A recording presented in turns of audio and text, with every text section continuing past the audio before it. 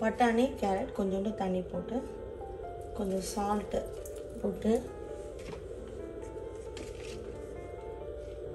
மஞ்சப்பொடி போட்டு ஒரு விசில் விட்டு எடுத்துக்கலாம். ஒரு கடாய் வச்சுட்டு 2 டீஸ்பூன் நல்லெண்ணெய் விட்டுக்கலாம். இதில் கடுகு ஜீரகம் 2-3 வெந்தயம் போட்டு தாளிச்சுக்கலாம்.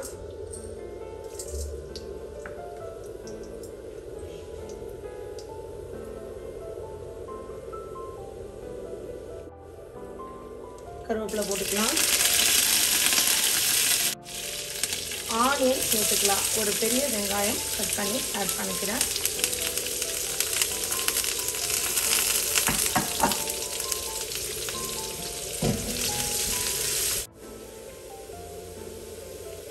ஒரு சின்ன துண்டு இஞ்சியை இந்த மாதிரி கிரேட் பண்ணி எடுத்துக்கலாம். நிறைய கார்லிக் ஆட் பண்ணணும்.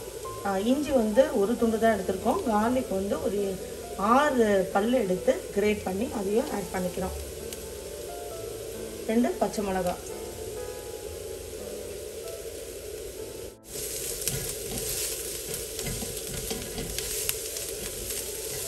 எண்ணெயில் நல்லா ஒதுங்கி வரட்டும். வெங்காயம் தாளித பொருட்கள் எல்லாமே நல்லா வெந்து வந்த உடனே நம்ம மிளகாப்பொடி ஆட் பண்ணிக்கலாம். குழம்பு மிளகாப்பொடி அவங்கவுங்க காரத்துக்கு ஏற்ற மாதிரி ஆட் பண்ணிக்கலாம். எண்ணெயில் நல்லா வெங்காயத்தோட இந்த மசாலாவும் வெந்து வரட்டும். அப்புறம் தக்காளி ஆட் பண்ணலாம். தனியா பொடி, இதில் ப்ரொக்கோலி, பட்டாணி, கேரட்டு, காராமணி எல்லாத்தையும் போட்டு ஒரு நல்ல ஹெல்த்தியான குழம்பு நம்ம ரெடி பண்ணுறோம். இல்லை அன்ஹெல்தி எதுவுமே இல்லை.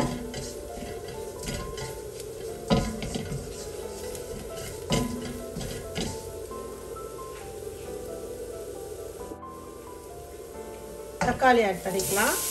ஒரு பெரிய வெங்காயம் கட் பண்ணி எடுத்து ஆட் பண்ணோம். இப்போ நம்ம தக்காளி 2 மீடியம் சைஸ் தக்காளி ஆட் பண்ணிக்கிறோம்.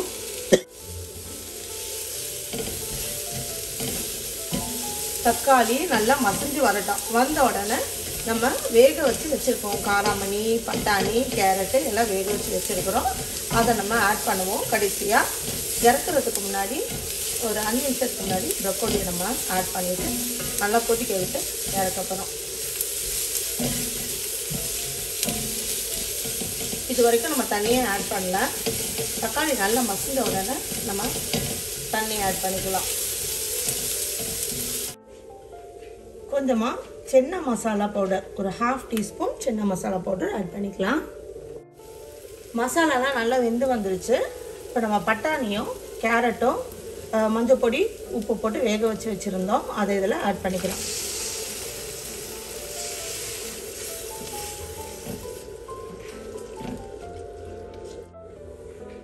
வேக வச்சு வச்சுருந்த காராமணி ஆட் பண்ணிக்கிறோம்.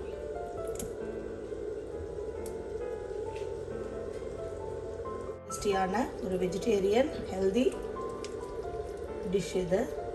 நீங்கள் சப்பாத்தி கூடயும் சாப்பிட்லாம், இட்லி தோசை கூடயும் சாப்பிட்லாம், ரைஸ் கூடயும் சாப்பிட்லாம்.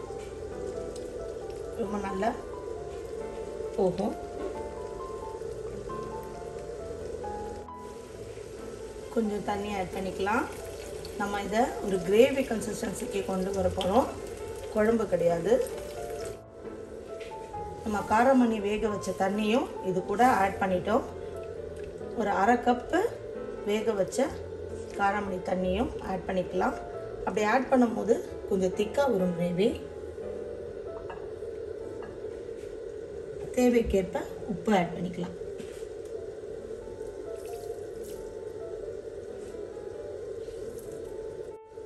இப்போ நல்லா கொதிச்சு வருது. இந்த டயத்தில் நம்ம ப்ரொக்கோலி ஆட் பண்ணிக்கலாம்.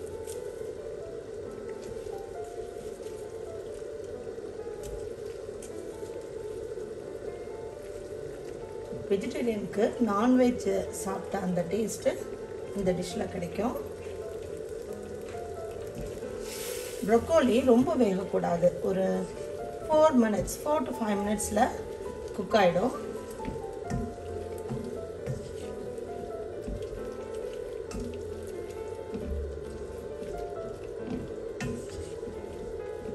அப்படியே மூடி போட்டு வச்சிடலாம்.